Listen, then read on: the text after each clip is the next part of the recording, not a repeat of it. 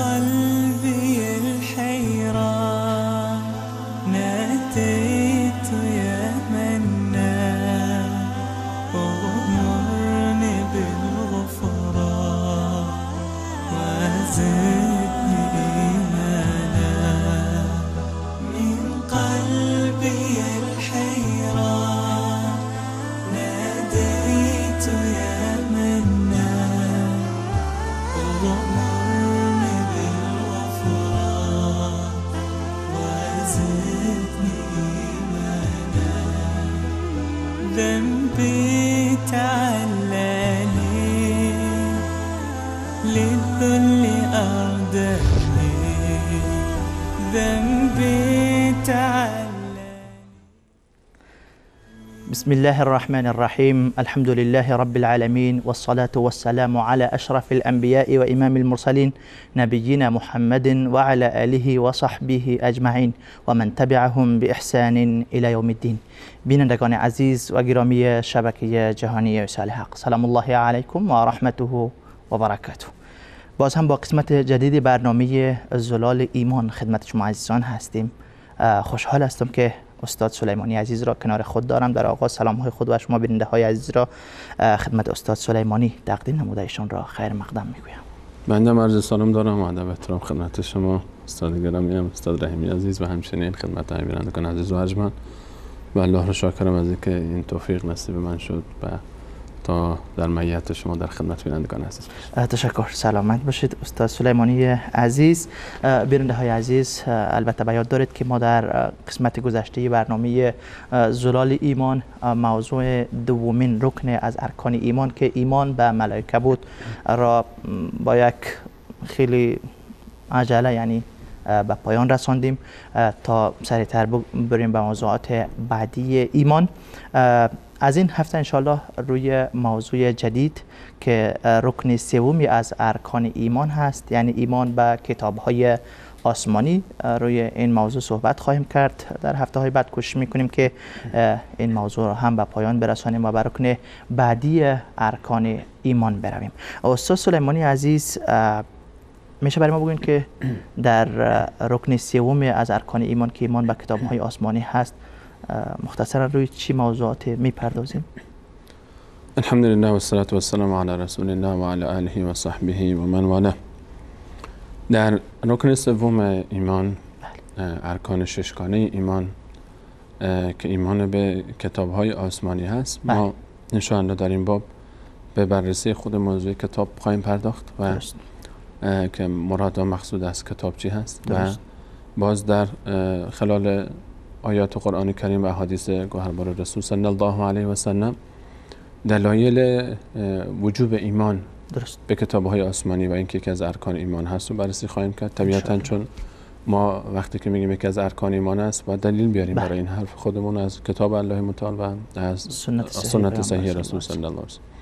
درباره مفهوم ایمان به کتاب‌های آسمانی صحبت خواهیم کرد که اصلا مراد و منظور مفهوم چی هست، درباره تعابیری که قرآن کریم برای کتاب استفاده کرده، چه تعابیری در قرآن کریم استفاده شده برای ایمان، این مقوله ایمان به کتب. بعد از اون ان شاء الله خواهیم پرداخت به موضوع کتاب‌های آسمانی که قرآن کریم ذکر کرده، نام‌های اونها رو بعد در قرآن کریم ذکر شده که چند تا هستند و یک صحبتی هم درباره تعداد کتاب‌های آسمانی خواهیم داشت و درباره همچنین صحبت خواهیم کرد درباره کتاب‌هایی که الله متعال ذکر کرده و موضوع تحریف درباره کتاب‌های گذشته و مخصوصا روی بحث کتاب تورات و انجیل و درباره زبور اشاره خواهیم داشت به زبور ان شاء الله و همچنین درباره صحف ابراهیم علیه السلام و سعی می‌کنیم بیشتر وقت رو در بحث ایمان به کتاب‌های آسمانی اختصاص بدیم به کتاب عظیم الله متعال قرآن کریم و ان شاء الله درباره قرآن کریم سخن خواهیم گفت و درباره قرآن کریم و اعجاز قرآن کریم سعی می‌کنیم برنامه‌هایی داشته باشیم ان شاء الله، وجوه اعجاز و دلایل اینکه ثابت میکنه که قرآن کریم کلام الله متعال است و کلام بشر نیست و همچنین سعی میکنیم ان شاء الله درباره حقوق قرآن کریم صحبت بکنیم و درباره اینکه چه حق‌هایی بر گردن ما داره. گرچه به صورت عموم هم ما در این برنامه‌ها درباره حقوق کتاب‌های آسمانی به صورت عموم بر ما و دید ما نسبت به کتاب‌های آسمانی و مقتضای ایمان ما نسبت به کتاب‌های آسمانی صحبت خواهیم کرد، اما سعی می‌کنیم بیشتر وقتمون رو اختصاص بدیم به کلام الله متعال قرآن کریم و آنچه که فعلا از تحریف دست نخورده و تحریف باقی بدون تحریف باقی مانده و تحریف به سراغش نیامده و درباره عظمت قرآن کریم صحبت خواهیم کرد، تعلق به ارتباط ما با قرآن کریم صحبت خواهیم کرد، از قرآن کریم و نقشش در زندگی ما صحبت خواهیم کرد ان شاء الله. و سعی می‌کنیم که در این باب ان شاء الله در بحث وقتی که به قرآن کریم برسیم که سعی می‌کنیم بحث زیاد در کتاب‌های دیگر زیاد صرف نکنیم تا به اصل قرآن کریم برسیم و اونجا سعی بکنیم یک ارتباط جدیدی و یک دید جدیدی و یک تعلق جدیدی با قرآن کریم برقرار بکنیم و تجدید رابطه بکنیم با قرآن کریم در فهم بهتر از قرآن کریم و در پرتو آیات و روایات صحیح رسول صلی الله علیه و سلم در موضوع ایمان و ارتباط با قرآن کریم. بسیار خوب، تشکر، سلامت باشید. بیننده های عزیز، موضوعاتی را که استاد سلیمانی عزیز اشاره کردن واقعا هر کدامش خیلی جالب هست و نیاز ما و شما، خصوصا کسانی که امروز مسلمانانی که در اروپا زندگی میکنن و حتی اروپایی هایی که به کشورهای اسلامی آمدن، شاید قبل از این مهاجرت ها و رفت و آمد ها بیشتر جوانان مسلمان در مورد تورات و انجیل زیاد نمیفهمیدن، معلومات نداشتن، فقط اسمش خبر داشتن که تورات هم یکی از کتاب های آسمانی است و انجیل هم یکی از کتاب های آسمانی است. اما امروز در اروپا حتی در کشورهای ما که آمدن با آنها یعنی داد و گرفت صورت میگیره. حتی ما الان ترجمه هایی از این کتاب ها رو تحت عنوان کتاب مقدس با عهد قدیم و جدید که مجموعی از همه تورات و انجیل و زبور و متعلقات تورات هم هست، ما این رو الان ما داریم در جامعه فارسی زبان خودمون در افغانستان به وفور پخش میشه و نشر میشه به آزادی، یعنی بدون اینکه دولت منع بکنه. علاوه بر این که شبکه‌های تلویزیونی ما داریم مثلا در مسیحیت، حالا یهودی‌ها که این تبلیغات رو ندارن، اما باز هم این مهم هست. بحث کتاب‌های آسمانی همونجوری که شما اشاره فرمودین، از این شبهات حتما در اذهان جوانان مسلمان در این موضوع وجود داره که میتونه از خلال این برنامه ان شاء الله پاسخی ارائه کنیم. با امید الله منطور ما سعی می‌کنیم در این برنامه اون منهج علمی که در ابتدای برنامه ما قول داده بودیم هر چی که مطرح میشه در این برنامه بر اساس استدلال‌های علمی صحیح و دقیق باشه. علاوه بر این که سعی می‌کنیم شکل اجرا رو هم الله تعالی ان شاء الله توفیق بده که خسته کننده نباشه ان شاء الله. خب بریم به اصل موضوعمون. برای ما کتاب مختصرا معرفی بکنین. کتاب یعنی چی؟ کتاب وقتی که ما صحبت از کتاب می‌کنیم اگر به خود معنای البته اینجا هدف بیشتر کتابی است که در نصوص شرعی عنوان کتابیات میشه. اصلا خود کل کلمه لغت رو اگر ما خود کتاب رو در لغت هم بیایم فرض بکنیم ببینیم مثلا که وقتی که به عربی، چون کلمه عربی هست و از کاف و ت و ب گرفته شده کتب، یعنی و در عربی وقتی که کاف تا ت دو نقطه و با کنار هم قرار میگیره در لغت عربی این یک اصلی است. این سه تا حرف کاف تا با یک اصلی هست برای به معنای جمع کردن، خلاصه کردن. درست. و هر کلمه ای که از این خامه و از این سه تا حرف درست شده و بر اساس این مصدرهای این و مشتقات کتبه همه معنی جمع شدن رو داره. مثلا ما در غیر از حالا بحث کتاب حالا میگیم چرا کتاب هم جوش بگو جمع شدن چطور جمع استفاده میشه. مثلا کتیبه در عربی به یک بخشی از چیز گفته میشه. علاوه بر اینکه کتیبه به نوشته های قدیمی ما اطلاق میکنیم کتیبه هم گفته میشه. کتیبه در لشکر هم استفاده میشه. در لشکرها برای یک دسته ای از سربازها، یک مجموعه از سربازها در جنگ میگن کتیبه، مثلا صلاح الدین ایوبی، کتیبه عمر بن خطاب به عنوان مثال. اینجا مراد از کتیبه یک مجموعه ای از جمع شدن، دسته ای از سربازان که کنار هم جمع شدن، بهش میگن کتیبه. درست. و در اخبار عربی معاصر و مخصوصا الان که جنگ ها متاسفانه زیاد هم شده این زیاد شنیده میشه کتیبه فلان و کتیبه فلان و کتیبه. اما درباره کتاب ها و خود کتاب با توجه به این معنای لغوی، کتاب به خاطر اینکه حرف ها رو کنار هم جمع میکنه و جملات و کلمات رو کنار هم جمع میکنه، معانی رو کنار هم جمع میکنه، مجموعه ای از به هر حال یک اطلاعاتی رو کنار هم جمع میکنه، بهش میگن کتاب. درست. کتاب الان ما مثلا قرآن کریم کتاب هست و بین این دو طرف جلد کتاب، این طرف و اون طرف، صفحاتی است که کنار هم جمع شدن. به این خاطر یک کتاب در عربی، اسم کتاب اطلاق میشه برای مجموعی از نوشته ها که کنار هم جمع شده. درست. این معنی لغویش. درست. اما وقتی که ما در ایمان به ارکان ایمان، در ارکان ایمان وقتی که ما ذکر میکنیم که ایمان به کتب، اینجا این کتاب دیگه هر کتابی نیست. کتاب در فارسی و عربی یک معنا داره. درست. به تعبیر ساده تر همون آنچه که ما در فارسی بهش میگیم کتاب، در عربی هم بهش گفته میشه کتاب. در این معنای خاصش و معنای اصطلاحی و شرعیش اون موقع دیگه هر کتابی مراد نیست. درست. ما وقتی میگیم ایمان به کتاب، اینجا یک کتاب خاص مد نظر هست. درست. اینجا اون کتاب‌های مد نظر هستند که الله متعال اونها رو نازل کرده برای انبیای خود. کتاب‌هایی که از طرف الله متعال برای انبیا نازل شده. بله. و در او احکام و شریعت‌هایی بوده به اقتضای حال اون کسانی که در اون عصر و زمانه زندگی می‌کردن و پیامبری که برای اونها فرستاده شده بود. درست. این کتاب فرستاده شده. وقتی پس ما الان ایمان به کتاب صحبت می‌کنیم، ایمان به کتاب‌های آسمانی مراد هستند، کتاب‌هایی که از طرف الله متعال بر انبیاء الهی فرستاده شدن. اینجا مراد ما از ایمان به کتب، وقتی میگیم رکن سوم ایمان به کتب هست. در عربی دیگه حالا کتاب آسمانیش ذکر نمیشه، کتب سماوی بعضیا میگن بعضیا نمیگن. همونطور که در قرآن کریم و در روایت‌های صحیح رسول صلی الله علیه و سلم فقط کلمه کتاب یا کتب یا تعبیر دیگری که استفاده شده، درست، اشاره به بحث آسمانی بودنش نشده، چون به صورت عموم خود به خود اون رو در معنای خودش داره. در جای دیگه بحث نزول و انزال وقتی که مطرح میشه دیگه خود به خود این معنا رو در بر میاره. پس معنی کتاب یعنی جمع شدن، درست، و مجموعه که کنار هم جمع شدن، درست. و ایمان به کتب، منظور ما از ایمان به کتب در رکن سوم ایمان منظور کتاب‌هایی هستند که از طرف الله متعال بر انبیاء الهی در زمانهای مختلف در طول تاریخ زندگی بشر بر روی کره زمین ارسال شدن و آخرینش قرآن کریم است.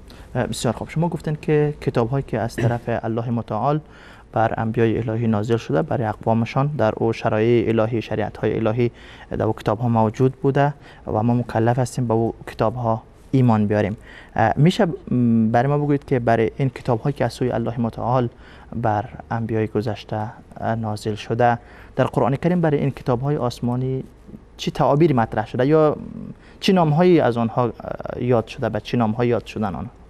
همونطور که در بحث ایمان به ملائکه هم ذکر کردیم که ملائکه در قرآن کریم یک اسمهای عام داشتن که برای همه اونها استفاده میشد و بعضی از خواص ملائکه هم که ذکر شده بود در قرآن درباره کتاب‌های آسمانی هم دقیقاً همین حکایت در قرآن کریم مشاهده میشه. ما در قرآن کریم برای کتاب‌های آسمانی چند تعبیر داریم که الله متعال استفاده کرده برای اونها به صورت عموم، برای همه کتاب‌ها این تعبیرها اطلاق میشه و استفاده میشه. درست. این اسمهای عموم همه کتاب‌های آسمانی هست و برخی از این کتاب‌ها رو باز نام برده به صورت خصوص. اسمهایی که برای کل این مجموعه استفاده شده ما در قرآن کریم می‌بینیم که مثلا بعضی جاها به معنای خود کتب استفاده میشه. مثلا در سوره مبارکه بقره 285 همون تعبیر کتابی ترش 285 الله متعال میفرماید آمن الرسول بما انزل الیه من ربه والمؤمنون. الله متعال ایمان آورده رسول به و مؤمنان به الله متعال. این ارکان ایمان رو اینجا الله متعال برای ما در این آیه بیان میکنه. اینها به چی ایمان آوردن؟ کل آمن بالله و ملائکته و کتبه. کتبه اینجا مسئله که اینجا تعبیر کتب استفاده شده. درست. کتب جمع کتاب هست. درست. کتب جمع کتاب است. کتب یک کتاب نیست، چند تا کتاب میشه کتاب. اینجا الله متعال تعبیر کتب استفاده کرده. درست. باز ما در سوره بقره باز آیه 177 که به اسم آیه بر معروف است، لیس البر ان تولوا وجوهکم قبل المشرق والمغرب تا آخرش، اونجا الله متعال تعبیر الکتاب استفاده کرده در زمره در خط لفظ ایمان وقتی که ذکر میشه ولکن البر بر نیکویی چیست؟ الله متعال نیکویی رو معنی میکنه اینجا برای ما. میفهمن من آمن بالله والیوم الاخر والملائکه والکتاب والنبیین و آتى المال تا آخر آیه. ایمان به الله و روز قیامت و ملائکه و کتاب. اینجا تعبیر کتب دیگه استفاده نکرد. اینجا کتاب الکتاب اومده. درست. اینجا الکتاب اسم جنسه. درست. اسم جنس یعنی مطلق کتاب‌های آسمانی، همه کتابایی که ذکر شدن. پس تعبیر کتاب درست. برای این اصل اعتقادی که رکن سوم ایمان هست، تعبیر کتاب. تعبیر دیگری که استفاده کرده الله متعال تعبیر زبور هست. و زبور. این دو تا تعبیر مثل کتب و کتاب زبور و زبور داریم. درست. زبور مثلا در پایان سوره مبارکه انبیا داریم که الله تعالی میفرماد و لقد كتبنا في الزبور من بعد الذکر ان الارض یرثها عبادی الصالحون. در کتاب ها اینجا زبور جمع زبور هست. زبور اینجا زبور و لقد كتبنا في الزبور من بعد الذکر. اینجا زبور از زبور اسم جنس است. از زبور اسم جنس است. زبور رو ما در سوره شعرا داریم و انه لفی زبور الاولین. لفی زبور الاول. یک زبور هم ما داریم درباره اسم، حالا شاید این برای بینندگان عزیز تشابه شده باشه که زبور کتابی است که برای داوود علیه السلام داده شده و آتینا داوود زبورا. بله. زبور اونجا اسم یک کتاب خاص هست که به داوود علیه السلام داده شده. معناشون یکی هست. حالا باز درباره معنی زبور میرسیم که تشابه لفظی دارن. مثل کتاب است. در جای دیگر کتاب تنها برای قرآن کریم گفته شده. کتاب جاهی برای قرآن کریم استفاده شده. لیس البر شما خواندن اونجا اسم جنس برای کل کتاب‌های آسمانی. ما در سوره بقره باز آیه 136 که کلمه کتاب یا ایها الذین آمنوا بالله و رسوله والکتاب الذي نزل على رسوله، اونجا مراد از کتاب قرآن کریم است. همینطور زبور هم خاص برای داوود علیه السلام استفاده شده. در سوره مبارکه شعراء 196 و انه لفی زبور الاولین. زبور جمع زبور است. درست. که در سوره پایان سوره مبارکه انبیا به صورت مفرد استفاده شده بود. درست. پس ما الان زبور چی معنا داره؟ و انه لفی زبور الاولین. زبور جمع زبوره. بله. زبور خودش به چند معنا میاد. که معنایی که برای مراد و معنا و مفهوم ما استفاده میشه معنای کتب داره، همون کتبه که شبیه کتابه، دقیقاً یه چیزی مثل کتاب میشه باز معناش. یک معنای اضافی دیگه هم داره، معنای قرائت هم میده، هم نوشتن هم خواندن، هر دو معنا رو میده. درست. به هر دو معنا استفاده میشه. زبور هم به معنای نوشتن استفاده میشه، هم به معنای خواندن، نوشته شده و خوانده شده. درست. و زبور الان الله متعال در این دو آیه پایان 105 سوره مبارکه انبیا و 196 سوره مبارکه شعرا دو تعبیر دیگه برای کتاب‌های آسمانی استفاده کرد به غیر از کتاب و کتب که چی بود؟ زبور و زبور. و انه لفی زبور الاولین. قرآن در کتاب‌های قبلی هم به او اشاره شده. درست. زبور الاولین یعنی کتاب‌های گذشته. درست. زبور و لقد کتبنا فی الزبور در پایان سوره مبارکه انبیا الله متعال میفرماد و من الله با عظمت در کتاب. اینجا از زبور اسم جنس مثل الکتاب. یعنی در کتاب‌های آسمانی من نوشتم که ارض زمین رو سرانجام بندگان صالح من به ارث خواهد برد. این 4 تعبیر برای کتاب‌های آسمانی استفاده شده. کتاب، کتب، زبور، زبور. یک تعبیر دیگه هم در آیه 133 سوره مبارکه طه استفاده شده که متفاوت با این هاست. درست. و وقتی که مشرکین گفتن لولا یأتینا بآیة من ربه و قالوا لولا یأتینا بآیة من ربه، چرا یک آیه نشانی از طرف الله تعالی نمیاد؟ اولم تأتهم، الله تعالی فرمود آیا نیامد پیش آنها بینت ما فی الصحف الاولى، نشانها و آیات و معجزاتی که در صحف اولا بود. ما اونجا زبور الاولین داشتیم، اینجا صحف الاولا داریم. اولین خب جمع اولاست. ما الله متعال در آیه 133 سوره مبارکه طه باز کلمه صحف رو استفاده میکنه. درست. صحف جمع صحیفه است، یا به تعبیر ساده‌تر خودمون صفحه. صحف از صفحه گرفته میشه. بله. و صحف الله متعال در آیه 133 سوره مبارکه طه تعبیر صحف هم استفاده کرده برای کتاب‌های آسمانی. درست. شبیه این تعبیر رو ما در پایان سوره مبارکه فجر هم داریم. برای اونجا خاص‌تر میشه باز الله متعال برای حضرت ابراهیم علیه السلام و موسی میفرماید که بل تؤثرون در پایان سوره مبارکه اعلی، در پایان مبارکه سوره اعلی، من فجر گفتم اشتباه. الله متعال میفرماید که بل تؤثرون الحیاة الدنیا والآخرة خیر و ابقا ان هذا لفی الصحف الاولى. در صحف گذشته این هم ذکر شده بود که آخرت بهتر از این دنیا است. صحف ابراهیم و موسی، مثل صحف ابراهیم و صحف موسی که در این باب با صحبت. پس 5 تا تعبیر الله متعال در قرآن کریم استفاده کرده. کتاب آسمانی، کتاب و کتب، بله، زبور و زبور، بله، و صحف. این 5 تعبیر رو الله متعال به صورت عموم برای کتاب‌های آسمانی استفاده کرده و هر جا در قرآن کریم این 5 تعبیر آمد مراد معناش کتاب‌های آسمانی است. حالا یا به صورت خصوص بعضی جاها برای یک کتاب استفاده میشه یا مجموعه کتاب‌ها رو به کار میبره که حالا در آیات مختلف فرق میکنه. اما در قرآن کریم باز ما این معانی که ذکر میشه برای برخی از کتاب‌ها اسمهای خاصی هم ذکر شده. درست. برخی از این کتاب‌ها، حالا تعداد این کتاب‌ها چقدر هست این باز یک موضوع دیگری است که برخی از این کتاب‌هایی که نام‌هاش ذکر شده ما در قرآن کریم اگر نگاه بکنیم و سنت صحیح رسول صلی الله علیه و سلم فقط چند تا نام ذکر شده. یکیش به ترتیب مثل موضوع ملائکه است. نام‌های برای کلی ملائکه و نام‌های خاص برای افراد معین. اسم‌های عمومی دارن و تعابیر و یک سری افراد خاص، اشخاص خاص. درست. آنچه که در قرآن کریم برای کتاب‌های آسمانی گذشته، صحف گذشته، زبور گذشته، تعبیرهای مختلف ذکر شده به صورت خصوص، اسمهاشون ذکر شده 5 تا هستن.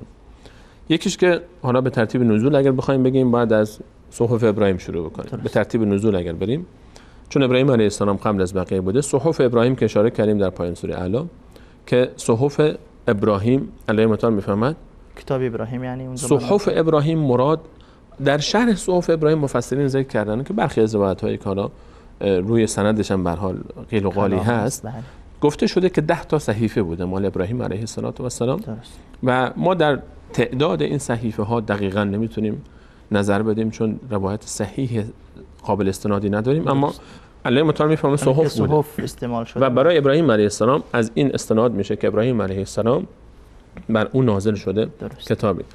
و به صورت عموم اگر نگاه بکنیم الله متعال میفهمد مثلا در سوره مبارکه غافر الله متعال میفهمد که کسانی که کافر شدن بالکتاب و بما ارسلنا به رسولنا فسوف يعلمون اذ الاغلال في اعناقهم والسلاسل يسحبون في النار ثم يسحبون في الحميم ثم في النار يسجرون.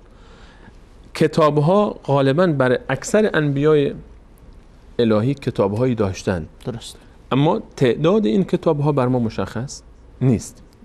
تعداد این کتاب‌ها نیست. تعدادشون چند تا است؟ روایت امام بیهقی ذکر کرده و امام ابن قیم هم باز بر همین مبنا مقوله‌ای داره درباره این روایتی که امام بیهقی ذکر کرده و روایتی که به رسول صلی الله علیه و سلم نسبت داده شده روایت معروف به روایت ابوذر هست و ابوذر رضی الله عنه در یک روایت طولانی مفصلی است در بخش از این روایت میپرسه که یا رسول الله کتاب‌هایی که قبل از ما نازل شده چند تا بود؟ در این روایت اشاره شده که 104 تا 104 تا کتاب بوده، کتابایی که الله متعال نازل کرده کلا به همراه قرآن کریم 104 تا کتاب هست که باز تفاصیلش در این روایت میاد که در این روایت همون روایتی است که گفتم به ابراهیم علیه السلام اشاره شده که صحف ابراهیم 10 تا بود. و این روایت روی سندش قیل و قالی است که نمیشه روش استناد کرد. اما به صورت کلی چون در قرآن کریم فقط 5 تا کتاب ذکر شده نمیتونیم هم ما بیایم بگیم فقط همین 5 تا بوده، چون آنچه که در قرآن کریم ذکر میشه که مثلا در سوره آیه 213 سوره مبارکه بقره الله تعالی میفرماید کان الناس امه واحده، انسان ها هم یک امت بودن. فبعث الله النبیین، الله تعالی انبیای خود رو فرستاد. چرا؟ به چه هدفی؟ تو مبشرین و منذرین. و بعد از این و انزل معهم الکتاب، و بعد از اون الله متعال میفرماید که با اونها کتاب‌های فرستاد تا بین مردم در آنچه که اختلاف دارن حکم بکنن. از این آیات به صورت عموم و آیات دیگری که شبیه این است استناد میشه که کتاب‌هایی که فرستاده شده بیشتر از این هست و تعدادش بر ما گفتیم مشخص نیست. اما آنچه که در قرآن کریم و روایت‌های صحیح رسول صلی الله علیه و سلم ذکر شده 5 تا کتاب هستن، اما تعدادشون به این 5 تا منحصر نخواهد شد و الله تعالی بهتر میدانه که تعداد کتاب‌هایی که فرستاده چند تا بوده. اما آنچه که در قرآن کریم است همین 5 تا هستن. اینها کتاب‌هایی هستند که ما در قرآن کریم و روایت‌های صحیح رسول صلی الله علیه و سلم می‌بینیم و در روایات هم اینجا ما در بین آیات و روایات آنچه که در قرآن هست در روایات چیزی اضافه نمی‌کنه به آنچه که قرآن کریم ذکر کرده. ما در بحث ملائکه در روایات باز احادیثی بود که احادیث صحیح و قابل استنادی که برخی از ملائکه رو نام‌های اونها رو معرفی می‌کنن، مثل اسرافیل، مثل منکر و نکیر که اینها در قرآن کریم نیامده بودن. اما در بحث کتاب‌های آسمانی در روایات حدیثی که قابل استناد باشه و صحیح باشه به ما نرسیده، حداقل یعنی در دسترس ما نیست که ما بتونیم علاوه بر این 5 نامی که در قرآن کریم برای برخی از کتاب‌های آسمانی ذکر شده، 5 تا الله متعال قرآن ذکر می‌کنه برای ما که این 5 تا هستن. حالا ما ذکر نکردیم هنوز اسمشون رو. بله. این 5 تا تورات هست و انجیل هست تورات، و انجیل، زبور هست که به داوود علیه السلام داده شده و صحف ابراهیم هست. اولی صحف ابراهیم بود، بعد تورات هست، بعد انجیل هست به ترتیب نزول، بعد زبور برای داوود علیه السلام هست که هر کدوم از اینا دلایلی داره در قرآن کریم. باز که بعد از اون باز میرسیم به قرآن کریم که بر رسول الله صلی الله علیه و سلم نازل شده. این 5 تا کتاب در قرآن کریم نام اونها ذکر شده. ما درباره این 5 تا کتاب تفاصیل بیشتری نسبت به بقیه کتاب‌های آسمانی داریم، علاوه خصوص درباره اونهایی که باقی مانده. درست. ما از این 5 کتاب باز که صحف ابراهیم علیه السلام فعلا در دسترس نیست و ما هیچ اطلاعی از اونها نداریم و اصلا وجود نداره، گرچه در طول تاریخ اسلام برخی‌ها در دوران هارون الرشید کتیبه‌هایی رو جمع کردن، صحفی رو در عراق جمع کردن و گفته شد که اینها رو از سابعین جمع کردن و اینها از بقایای صحف ابراهیم علیه السلام هست. اما به صورت عموم آنچه که از کتاب‌های آسمانی فعلا موجود هست و گفته میشه که اینها کتاب‌های آسمانی هستن، حالا ما روی این بحثی خواهیم داشت که آیا واقعا آنچه که امروزه به عنوان کتاب‌های آسمانی در دسترس ما هست، تمام کتاب‌هایی که هستن از تورات و از انجیل و از زبور و قرآن کریم، آیا واقعا اینها همون کتاب‌هایی هستند که نازل شدن بر انبیای الهی یا در اینها دست تحریرات و تعریفات اومده که این بحث مفصلی خواهد بود که ان شاءالله درباره کتاب‌ها صحبت خواهیم کرد. اما از بین کتاب‌هایی که الله متعال در قرآن کریم ذکر کرده، صحف ابراهیم رو ما الان هیچ دسترسی به اون نداریم و فعلا در اختیار ما نیست. اما 4 کتاب دیگر، تورات و انجیل و زبور و قرآن کریم فعلا هست و حالا روی بحث تحریفش یا عدم تحریفش بحث مفصل جداگانه است که ان شاءالله به اون خواهیم پرداخت. ان شاء الله. صحف ابراهیم را گفتین، اما در از سوره اعلی که صحف ابراهیم در آنجا ذکر شده، صحف موسی هم ذکر شده. در جای دیگه برای حضرت موسی کتابش مشخص تورات نام برده میشه. این صحف موسی همون تورات است یا چیزی دیگری؟ درباره موسی علیه السلام اینجا در پایین سوره مبارکه اعلی صحف موسی ذکر شده. در سوره مبارکه اعراف و کتبنا له فی الالواح حتی الواح هم ذکر شده. تعبیر الواح برای موسی علیه السلام آمده و در 17 جای قرآن کریم برای صراحت نام تورات ذکر شده و تورات میدونیم که کتابی است که بر موسی علیه السلام نازل شده.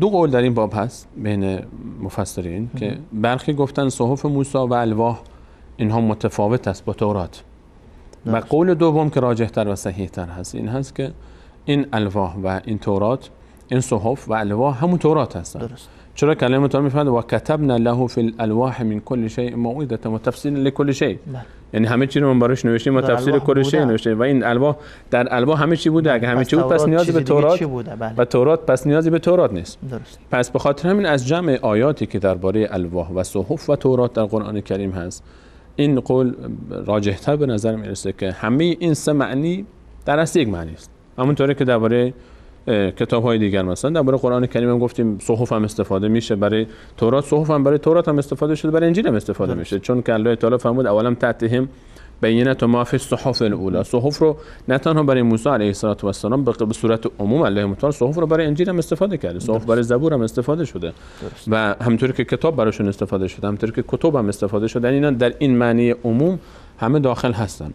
به صورت عموم درباره حالا ان شاء الله باز درباره تورات ما یک بحث مفصلی جداگانه درباره تورات خواهیم داشت و اینکه از چند بخش درست شده و همونطوری که ما میدونیم تورات 5 به صورت عموم حالا برای عزیزان 5 صفر داره. حالا صفر حالا به تعبیر خود صفر در تعبیر قرآنی ما جزء استفاده میکنیم، در تورات صفر استفاده میشه، صفر تکوین و صفر بعد خروج هست و صفر لاویین هست و صفر عدد هست و صفر تثنیه هست. 5 صفری که کتاب تورات که بر موسی علیه السلام داشت داره. در مجموع این صحف موسی و الواح و تورات همه یک معنا هستن و یک کتاب هستن که به اسم تورات معروف است.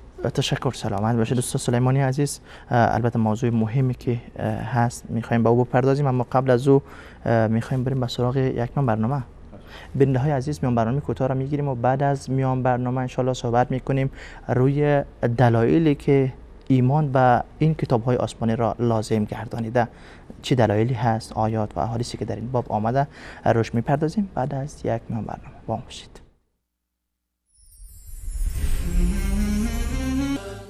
من قلبي الحيران ناديت يا منان أغمرني بالغفران وزدني إيمانا من قلبي الحيران ناديت يا منان أغمرني بالغفران وزدني إيمانا ذنبي تعلاني للذل أرداني ذنبي تعلاني. با سلام مجدد خدمت شما بیننده های عزیز و گرامی، با برنامه زلال ایمان با موضوع ایمان و کتاب های آسمانی همراه با استاد سلیمانی عزیز خدمت شما هستیم. قبل از میان برنامه استاد سلیمانی عزیز در مورد معنای کتاب، که کتاب چی هست و کدام کتاب ها مؤمن بهی هستند، یعنی به آنها ایمان آوردن لازم است، که گفتن کتاب های آسمانی است که از سوی الله متعال بر انبیای الهی نازل شده است و نام این کتاب ها در قرآن کریم گفتن با 5 نام ذکر می شود که کتاب و کتب، زبور و زبور و همچنان صحف نیز برای کتاب های آسمانی در قرآن کریم ذکر شده است. در مورد تعدادشان گفتن تعداد مشخصی در قرآن کریم و در احادیث صحیح نبی صلی الله علیه و سلم نداریم. در بعضی روایت های ضعیف گفته شده که 104 هست، اما آن روایت ها از نگاه سندی قابل ملاحظه هستند. و همچنان دیگه کدام موضوع اشاره کردن شما؟ در مورد کتابایی که نام گرفته شدن، تورات و کتاب‌هایی که در قرآن کریم نام گرفته شده گفتن 5 کتاب است. صحف ابراهیم، صحیفه هایی که به حضرت ابراهیم خلیل الله علیه السلام داده شده و همچنان کتابی که به حضرت موسی داده شده است که به نام های تورات و صحف موسی یا الواح موسی یاد می شود، و زبور که به حضرت داوود داده شده است و انجیل به سیدنا حضرت عیسی و قرآن کریم. این 5 کتاب آسمانی مشخصا در قرآن کریم نام گرفته شدن. بقیه کتاب های آسمانی نام هایشان را ما در قرآن کریم و احادیث صحیح پیامبر اکرم صلی الله علیه و سلم سراغ نداریم. موضوع مهم که حالا میایم روی تقریبا با عنوان برنامه ما هم خوانی داره، ایمان به کتاب های آسمانی. حالا به این کتاب ها ایمان آوردن لازم هست، این از رکن سوم ارکان ششگانه ایمان قرار گرفته است. چی دلایلی دارید که ما باید ایمان بیاریم به این کتاب ها؟ ما وقتی که صحبت از ایمان میکنیم، مثلا خود ایمان یک باور و یک اعتقاد، و ما فراموش نکنیم که باز ایمان تنها بحث اعتراف قلب و اعتراف زبان نیست، بلکه عمل هم جزئی از ایمان هست. درست. و در این باب هم ایشون باز به تفصیل بیشتر صحبت خواهیم کرد، گرچه قبلا هم اشاره به این موضوع داشتیم. ما وقتی که ایمان به کتاب‌های آسمانی رو مطرح می‌کنیم، در قرآن کریم از خلال آیات قرآن کریم این کتاب‌های آسمانی کاملا برای ما واضح میشه. درست. اصلا خود وقتی که میگیم که قرآن کریم با آیات قرآن کریم، ما همین که میریم سراغ آیات قرآن کریم، تو از آیات قرآن کریم دلیل بیاریم، خود این اولین دلیل برای ایمان به کتاب‌های آسمانی است. درست. ما الان میخوایم از قرآن دلیل بیاریم برای اینکه ایمان به کتاب‌های آسمانی چی هست؟ یکی از ارکان ایمان هست. چرا از قرآن دلیل میاریم؟ چون به خود این ایمان داریم. بله. چون اعتقاد داریم که هرچی در این است جز ایمان هست دیگه، وگرنه سراغش نمیرفتیم. درست. و حالا غیر از این به عنوان یک کتاب آسمانی در قرآن کریم الله متعال آیات مختلفی به شکل‌های مختلف ذکر کرده که از هر کدام برداشت میشه وجوب ایمان به کتاب‌های آسمانی. درست. در ابتدای قرآن کریم، در ابتدای سوره مبارکه بقره، وقتی که شروع میکنه الله متعال معرفی میکنه الف لام میم ذالک الکتاب لا ریب فیه، کتاب اینجا مراد قرآن کریم است. درست. این کتاب هیچ شکی در اون نیست، هدایتی است برای متقین، کسانی که چیکار میکنن؟ نماز برپا میدارن، از آنچه به اونها الله متعال داده انفاق میکنن. بعدش میفهمد والذین یؤمنون بما انزل الیک، بله، کسانی که ایمان دارن به آنچه که نازل شده بر تو ای پیامبر. چی نازل شده؟ بر قرآن کریم نازل شده بر رسول صلی الله علیه و سلم. والذین یؤمنون بما انزل الیک، نه تنها قرآن، و ما انزل من قبلک، و آنچه که قبل از تو نازل شده رو هم ایمان دارن. درست. ایمان به قرآن کریم و هر کتاب آسمانی که قبل از قرآن نازل شده. درست. الله متعال میفهمن متقین این صفات رو دارن و ایمان اونها والذین یؤمنون، یعنی یکی از ارکان اینا ایمانشون چیه؟ ایمان به ما انزل الیک و ما انزل من قبلک و بالآخرة هم یوقنون. اینجا ذکر میشه. باز ما در سوره مبارکه بقره میبینیم که مثلا در آیه که اشاره کردیم بهش، آیه 177 آیه بر معروف است که الله متعال این رو جزئی از نیکی میداند و لیس البر ان تولوا وجوهکم قبل المشرق والمغرب ولكن البر، بر چیه؟ نیکوکار کی است؟ نیکوکار کی است؟ رستگار کی است؟ کسی که ایمان به الله داره. ولكن البر من آمن بالله والیوم الاخر، ایمان به روز قیامت داره. والملائکه، ایمان به ملائکه داره. والکتاب، ایمان به کتاب داره. درست. گفتیم اینجا اسم کتاب اسم جنس است، این تمام کتاب‌های آسمان. و بعدش میاد و نبیین، ایمان به انبیا که بحث بعدی ما خواهد بود ان شاء الله. این هم دلیل بر این است که پس ایمان به کتاب‌های آسمانی جزء ارکان ایمان است. در پایان سوره مبارکه بقره آیه معروف آمن رسول، بله، ایمان آورده رسول. الان ایمان ما باید مثل ایمان کی باشه؟ پیامبرمان دیگه. ما ایمان ما اگه مثل ایمان پیامبر نباشه، یعنی حالا شاید درجه ایمانی ما هرگز شاید نه حتما نمیرسه بهشون، بله، اما آنچه که ما ایمان آوردیم، آنچه که رسول الله ایمان آورده، ما هم باید با ایمان داشته باشیم. آمن رسول بما انزل الیه من ربه والمؤمنون، آنچه که از طرف الله به اون نازل شده. الله تعالی میفهمد رسول با آنچه که بر اون نازل شد ایمان داره. چیه؟ قرآن دیگه. پس ایمان به قرآن از اینجا خود به خود ثابت. و والمؤمنون، همچنین مؤمنان، کل آمن بالله و ملائکته و کتبه، به تمام کتاب‌های آسمانی ایمان دارن. اینجا باز الله متعال درباره کتب ذکر میکنه. بعد علاوه بر این باز ما میبینیم که الله متعال میفهمد در آیه 136 سوره نساء یا ایها الذین آمنوا آمنو، اینجا دیگه صراحتا امر است. یعنی اینها رو شما باید به این چیز ایمان داشته باشید. آمنو یا ایها الذین آمنوا آمنو، اینجا باید ایمان داشته باشیم به چی؟ به الله، ملائکه و کتابی که والکتاب الذی نزل علی رسوله والکتاب الذی انزل من قبل. ایمان به الله، به ملائکه، به کتابی که به رسول الله صلی الله علیه و سلم نازل شده که قرآن است و کتاب‌هایی که قبل از او. اینجا کتاب اول مراد قرآن کریم است، کتاب دوم اسم جنس است، الکتاب. این تمام کتاب‌هایی که قبل از او نازل شده. باز می‌بینیم که الله تعالی می‌فرماید که و من یکفر بالله، ادامه آیه، و ملائکته و کتبه و رسوله فقد ضل ضلالا بعیدا. کسی که کافر بشه به کتاب، به الله، ملائکه و کتبش، اینها و رسولش، ضل ضلالا بعیدا، ضلالت آشکاری پیدا کرده. خود این انکار کتاب نشان میده که الله متعال میفهمد کسانی که منکر این کتاب شدن خود به خود مشخصه که وقتی که ضلالا بعیدا یعنی گمراهی آشکارا. و آیات فراوان دیگری در قرآن کریم اشاره به این داره که ما آیاتی که مثلا در صفات متقین گفته شده، در صفات مؤمنین گفته شده، در باره معنای بر گفته شده، در باره آنچه که الله تعالی امر کرده به او که ایمان بیارید و آنچه که الله متعال از حال گذشتگان میگه، آنچه که الله متعال کسانی رو که تکذیب میکنن کتاب‌های آسمانی رو، اونها رو تهدید میکنه به عذاب، همونجوری که اشاره کردن در سوره مبارکه غافر آیاتی که خوانده شد. اینا همه دلالت بر این داره در قرآن کریم که ایمان به کتاب‌های آسمانی، نه یک کتاب، نه تنها فقط قرآن کریم، بلکه ایمان به قرآن کریم و هر آنچه که الله متعال بر انبیای گذشته نازل کرده، چه آنهایی که ما میدانیم اسم اون را شنیدیم و در قرآن کریم برای ما ذکر شده و چه اون کتاب‌هایی که ما نمیدانیم.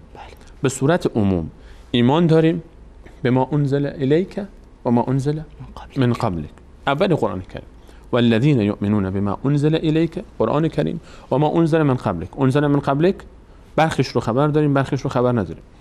ایمان ما به کتاب‌های آسمانی در قرآن کریم این گونه اشاره شده که ما به قرآن، به هر آنچه که قبل از قرآن بر انبیای الهی نازل شده ایمان داریم. و در روایت رسول صلی الله علیه و سلم هم همین حدیثی که بعد اول برنامه ما داریم درباره صحبت می‌کنیم، شاید کل برنامه ما شرح همین حدیث باشه، حدیث جبریل معروف است که آمد و از رسول الله صلی الله علیه و سلم پرسید که ایمان چیست؟ فرمود اینکه ایمان بیاری به الله و ملائکه و کتب یعنی همون کتاب‌های آسمانی که رکن سوم ایمان ذکر میشه. اینا برخی از دلایلی است که در قرآن کریم دلایل فراوان هست درست. که نشان از این داره که ایمان به کتاب‌های آسمانی رکن ایمان است. و اصلا وقتی میگیم کتاب‌های آسمانی خب قرآن هم هست دیگه. کسی آیا به قرآن ایمان نداشته باشه ایمانی داره اصلا؟ اینو میشه گفت مسلمان؟ نه خیر. این اولین قدم هست. و علاوه بر قرآن کریم اعتقاد به کتاب‌های قبل از اون. کانواز خود معنا و مفهوم و مقتضای ایمان نیاز به شرح داره. بسیار خوب. شما گفتین که کسی که به کتاب‌های دیگر ایمان داشته باشه به قرآن کریم ایمان نداشته باشه مؤمن نیست و همچنان اگر کسی به قرآن کریم ایمان داره و ادعای ایمان به قرآن را میکنه به کتاب‌های آسمانی دیگر ایمان نداره و مؤمن نیست. درست است؟ میشه برای ما بگوین که ایمان به کتاب‌های آسمانی با شمول قرآن کریم و کتاب‌هایی که قبل از این نازل شده یکسان هست یا تفاوتی داره؟ اصلا موضوع ایمان استاد رحیمی عزیز، اینجا کسی فکر نکنه امروز مسیحی و یهودی و مسلمان ها همگی یکی هستن. الان موضوع بحث ایمان به کتاب‌های آسمانی یک موضوع بسیار بسیار مهم است و بسیار دقیق و بسیار حساس. خیلی ها ایمان دارن در ظاهر اما در واقع ایمان ندارن. خب یعنی بحث ما الان روی محور کتاب‌های آسمانی است. ادعای ایمان را میکنن. خیلی ها ادعای ایمان به کتاب‌های آسمانی دارن. الان محور بحث ایمان ما در کتاب است. درست. خیلی ها ادعای ایمان به کتاب‌های آسمانی دارن اما در حقیقت ایمان ندارن. به صورت خصوص قرآن کریم حتی. خیلی ها ادعا دارن که ما به قرآن ایمان داریم اما در حقیقت هیچ اعتقادی به قرآن کریم ندارن. این رو از کجا ما میفهمیم؟ این رو از معنای ایمان به کتاب‌های آسمانی. الان این رو قبل از اینکه من به پاسخ سوال شما بپردازم که فرق بین ایمان به قرآن و کتاب‌های دیگه چی هست، ما در مجموع وقتی که صحبت از ایمان به کتاب‌های آسمانی می‌کنیم یک سری اصولی رو باید در ایمانمون به کتاب‌های آسمانی به صورت عموم برای همه کتاب‌های آسمانی در نظر بگیریم و به صورت خصوص برای قرآن کریم. چی اصول؟ ما وقتی میگیم ایمان، من الان میگم ایمان دارم به کتاب‌های آسمانی، یعنی چی؟ این یعنی چی؟ خب ما فهمیدیم کتاب یعنی چی، فهمیدیم که در قرآن کریم الله تعالی چه تعبیر استفاده کرده، فهمیدیم که امر کرده به ایمان، فهمیدیم که باید ایمان داشته باشیم، فهمیدیم که چند تا کتاب اسمشون ذکر شده، چند تا نیستن، چند تا هستن.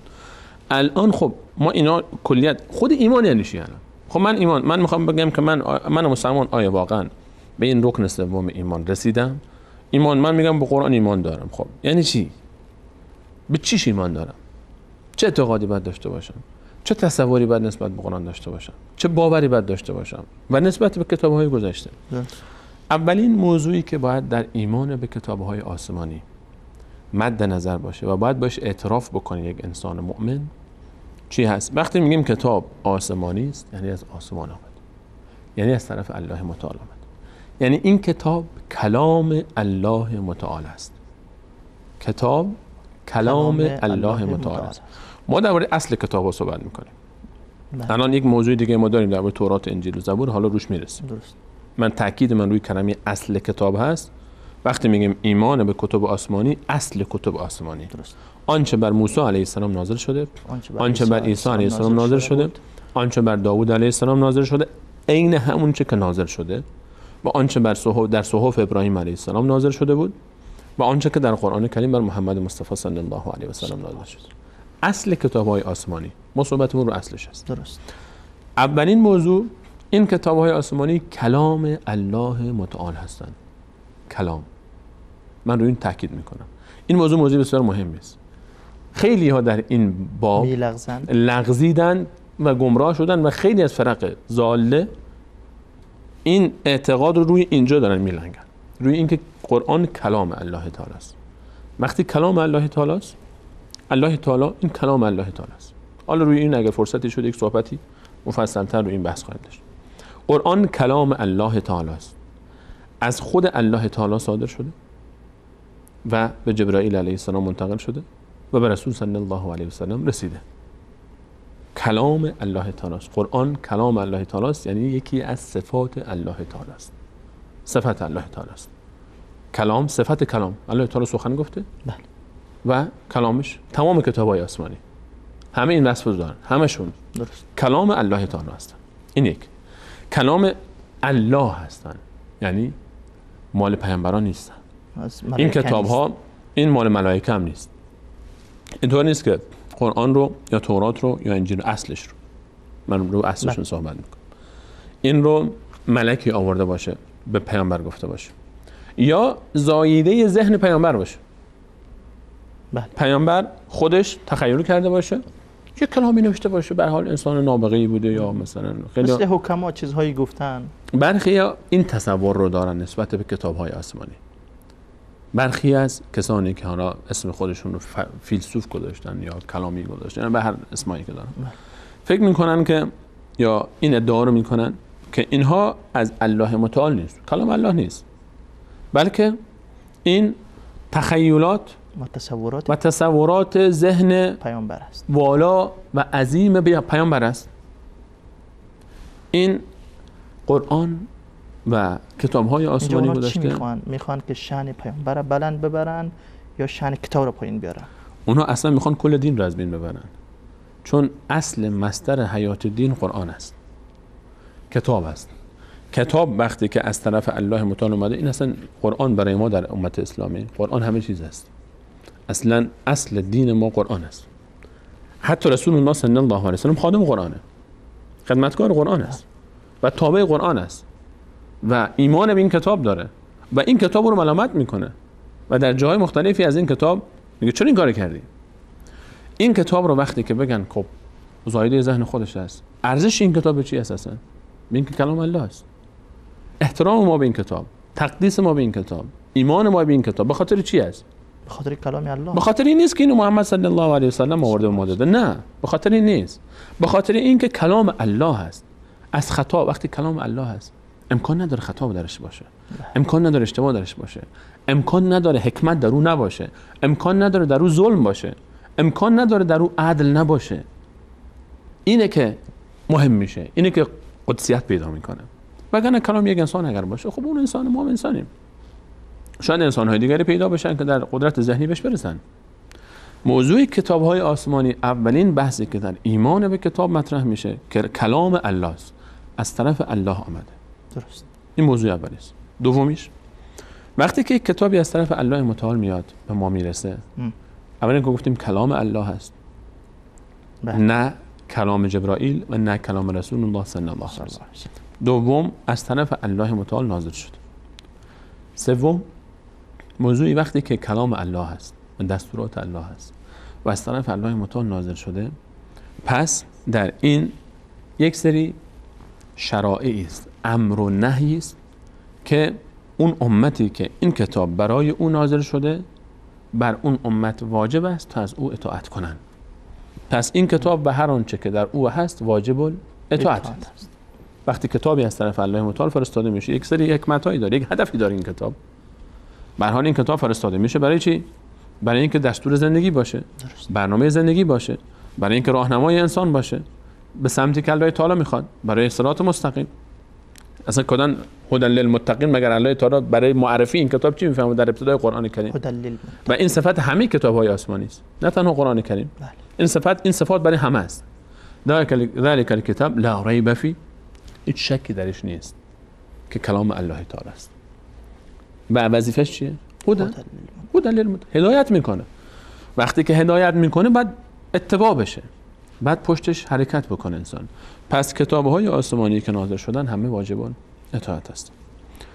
موضوع دیگری که در ایمان به کتاب‌های آسمانی مطرح میشه و از خود کتاب‌های آسمانی من جمله قرآن کریم برگرفته است، اینه که برخی از کتاب‌های آسمانی ناسخ برخی کتاب‌های دیگر، یعنی کتابی که بعداً میاد برخی از حکم‌هایی رو که در کتاب قبلی بوده تغییر میده. درست.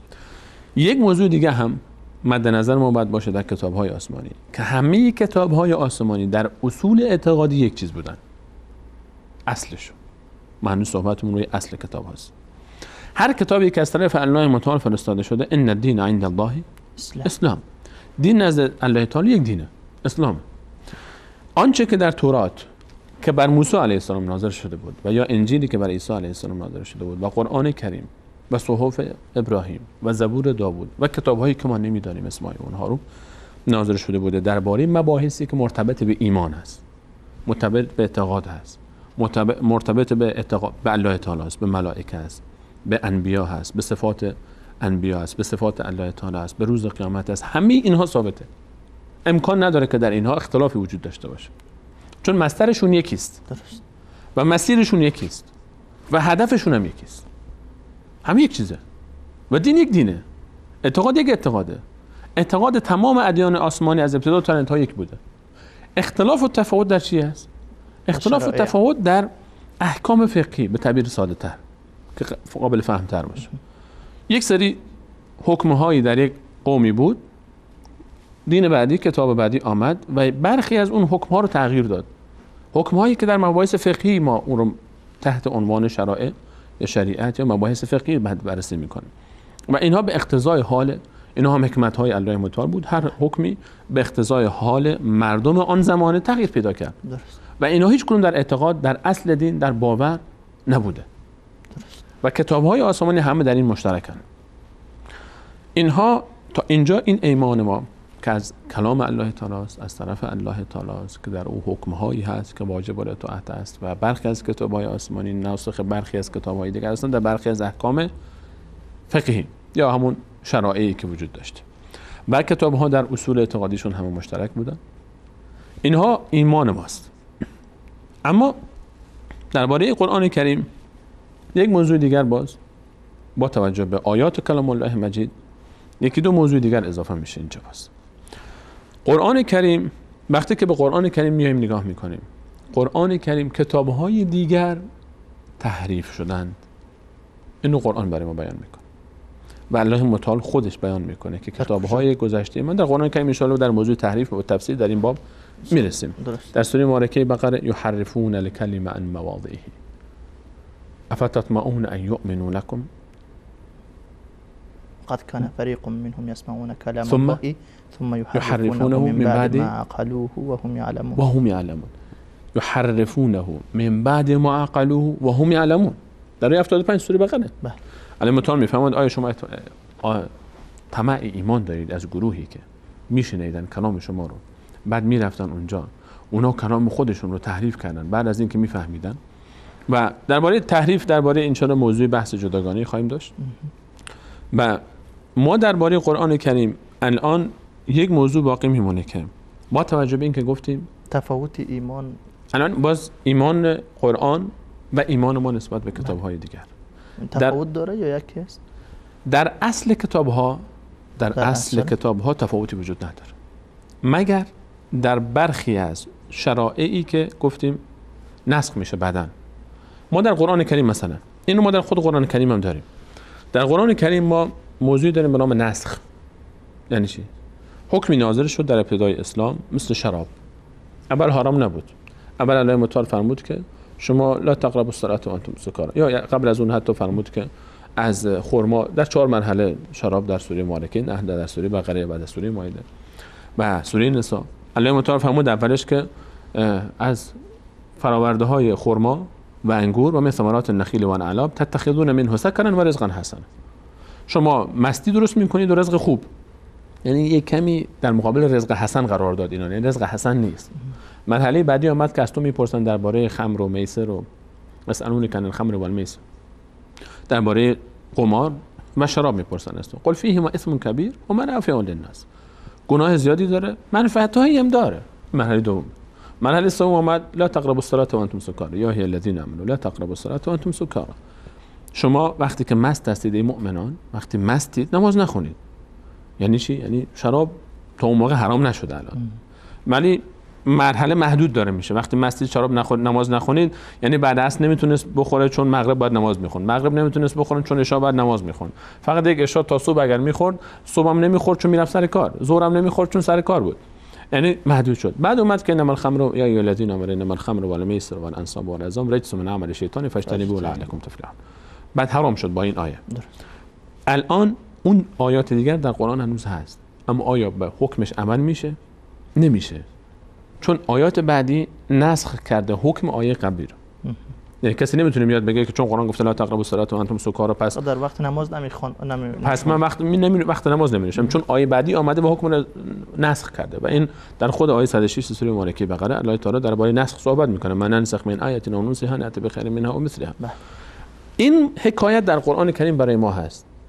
این حکایت رو ما نسبت به کتاب‌های آسمانی قبلی هم در اصلشون داشتیم. در اصل کتاب‌های آسمانی وقتی کتاب دیگری می آمد، خب کتاب دیگر، خب کتاب قبلی که بود، کتاب قبلی بود، در اصل اعتقاد هم همون بود. بله. کتاب جدید که آمد فقط چیکار کرد؟ مقداری حکم شرعی رو عوض می‌کرد. البته کتاب‌های جدیدی که می اومدن به خاطر این می اومد که کتاب قبلی کلاً تحریف می‌شد، حتی در اصل اعتقادیش. الان ما در قرآن کریم چون کتاب‌های گذشته تحریف شدن، حتی در اصول اعتقادیشون هم روش بحث است، در مباحث اعتقادیش، چون تحریف شدن، دست خورد. اصلا صراحتاً ما قرآن کریم آنچه که در تورات انجیل است نباید مخالف باشه با قرآن کریم. بله. نباید باشه، چون همه مصدرش یکیه و وقتی که اختلاف وجود داره و اونجا شرک وجود داره، به این معناست که دست خورده. بله. الان ما در قرآن کریم یک فرق دیگه هم هست. حالا این رو ما در بحث تحریف بیشتر بهش میپردازیم که آیا ما اعتقاد ما به تورات و انجیل و زبور چطور باید باشه. آیا این کتاب رو اصلا ما به عنوان کتاب، الان چیزی که الان هست، این رو به کتاب به عنوان کتاب الله تعالی بپذیریم، احترام بکنیم، تقدیس بکنیم بهش، یا نه اصلا این کتاب رو هیچ ارزشی نباید بهش قائل باشیم. ما گفتیم نسبت به اصل تورات و انجیل این اعتقاد ماست که کلام الله تعالی بوده و کلام الله تعالی نازل شده بر انبیاء الهی، به او ایمان داریم و هر آنچه که در او بوده و واجب الاطاعت بودن تمام انبیاء اونها و بنی اسرائیل از اون کتاب ها. اما آنچه که الان وجود داره این رو در برنامه بعد به تفصیل درباره صحبت خواهیم کرد. اما در مورد چی؟ درباره تفاوت دیدگاه ما نسبت به قرآن کریم و کتاب‌های دیگر و ایمان ما. یک موضوع رو فقط فراموش نکنیم که حالا اشاره بکنم، چون این رو به تفصیلش بماند برای برنامه بعد، که ما یک تفاوتی که قرآن کریم با کتاب‌های دیگر داره، چون کتاب قرآن کریم بر مبنای سالم ماندن از تحریف، چون از تحریف سالم مانده، واجب الاطاعت هست برای ما و چون کتاب آخری هست درست. و ناسخ کتاب‌های قبل از خود و از خود قرآن این نسبت می‌کنیم. قرآن کریم برای ما واجب اطاعت است، تمام آنچه که در اوست. اما آنچه که در تورات و انجیل الان هست، مخصوصا بعد از تحریف، برای ما واجب الاطاعت نیست و ما مجبور نیستیم اطاعت بکنیم آنچه که به اسم تورات و انجیل امروزه وجود داره. این رو در موضوع تحریف ان شاء الله بهش بیشتر خواهیم پرداخت. ان شاء الله. جزاکم الله خیرا. بارک الله فیکم. وقت برنامه ما پایان رسید. الله یجزاکم. تشکر از تمام شما عزیزان بیننده که تا این لحظات با ما بودید. وقت برنامه ما به پایان رسیده. موضوع ما خصوصا تفاوت ایمان به قرآن کریم با کتاب‌های آسمانی قبل از قرآن کریم مثل تورات و زبور و غیره موضوع به پایان نرسید. ان شاء الله در برنامه آینده روی این موضوع صحبت خواهیم کرد. همه شما عزیزان را تا آن دم به الله یکتا و یگانه میسپاریم. الله یار و مددگارتان. السلام علیکم و رحمت الله و برکاته.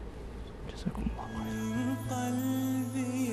حيران ناديت يا منان أغمرني بالغفران وزدني إيمانا من قلبي الحيران ناديت يا منان أغمرني